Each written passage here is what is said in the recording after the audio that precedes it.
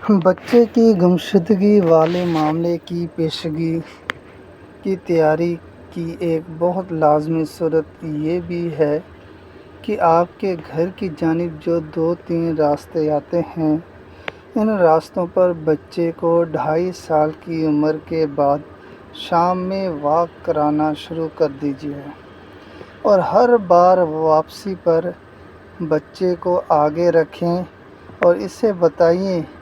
کہ گھر چلو، آپ دیکھیں گے کہ بچہ 6-7 فلانگ یا اس سے بھی طویل فاصلے سے ٹھیک اپنے گھر کے دروازے تک آنا سیکھ جائے گا۔ راستوں کی یہی شناخت نسبتاً طویل مسافت سے یوں سکھائیے کہ محلے کے بازار سے واپسی پر اسے بائیک کی ٹینکی پر یا گاڑی میں بٹھا کر کہیے،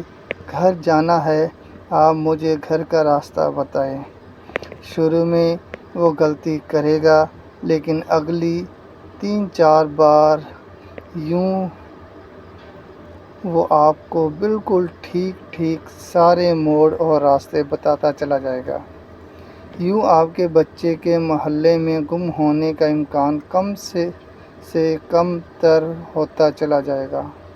اور اگر بالفرض کوئی مسئلہ ہو بھی گیا تو گھر کے افراد کے نام ٹھیک بتا کر ان لوگوں کے لیے اسے گھر پہنچانا آسان کر دے گا جنہیں بچہ ملے گا۔ اس سے اگلا کام ہم یہ کریں گے، 4 سال کی عمر کے آس پاس ہم بچوں کو گھر کا اتنا شارٹ ایڈریس بھی یاد کروائیں کہ جس سے گھر کی تلاش ممکن ہو۔ مثلاً صرف مکان اور اسٹریٹ نمبر ہی بچے کو یاد کروا دیں اور وقتاً فوقتاً اس سے پوچھتے رہیں کہ گم ہونے کی صورت میں جیسے بھی ملے گا اس کے لیے اسے آپ کے